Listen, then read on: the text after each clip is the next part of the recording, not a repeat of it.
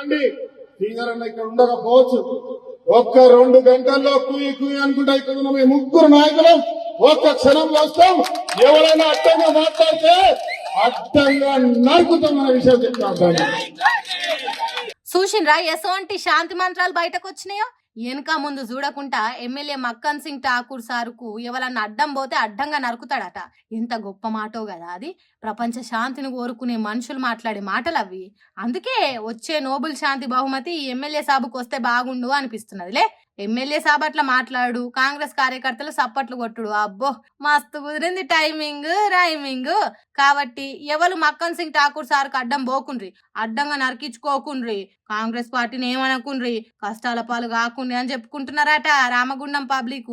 ఇదే ముచ్చట మీద మంత్రి శ్రీధర్ బాబు సారును మీ ఎమ్మెల్యే సాబు గంత మంచిగా శాంతి మాటలు మాట్లాడుతున్నారు, దానికి మీరేమంటారు అని అడిగితే, రాజ్ ఠాకూర్ గారి ఆలోచన విధానం కానీ శాంతికి భంగపట్టే కార్యక్రమం చేయొద్దనే ఉంటుంది.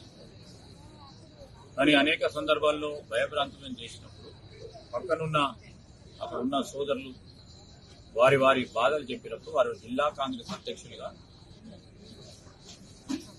ఆ విధమైన స్పందన కనబడ్డది. మేము ఎవరు చేసినా ఎవరు ఆ విధమైన ఆలోచనలతో చేసినప్పటికీ దానికి ఖచ్చితంగా అంతే మంత్రి సారు. ఎమ్మెల్యే మక్కన్ సింగ్ రాజ్ ఠాకూర్ సారుకు అసలు ఈ నరకుడు పొడుచుడు అనేటిదే తెలియదు. అసొంటి మాటలు మాట్లాడేటోడు గానే కాదు. కానీ పక్కకున్న కాంగ్రెస్ పార్టీ కార్యకర్తలు బాధలు చెప్పుకున్నప్పుడు అట్లా మాట్లాడాల్సి వచ్చింది తప్ప ఠాకూర్ సార్ మస్తు శాంతి స్వభావుడు. ఎందుకు సార్ వెనకేసుకొని వచ్చినట్టు మాట్లాడుతున్నారు? అడ్డంగా నరికేస్తామన్నాడు గాని అతని ఉద్దేశం అది కాదా? ఒకవేళ అది నిజమైతే ఖచ్చితంగా ఖండిస్తున్నారా? ఇది వెనకట ఎవరో చెప్పినట్టు మా ఓడు మంచోడే గాని అబద్ధాలు ఒక్కటే ఆడతాడు అన్నట్టున్నది. అవును, మా ఎమ్మెల్యే అట్లా మాట్లాడకుండా ఉండాల్సింది అని ఖరాఖండిగా ఖండించాలి కదా సారు.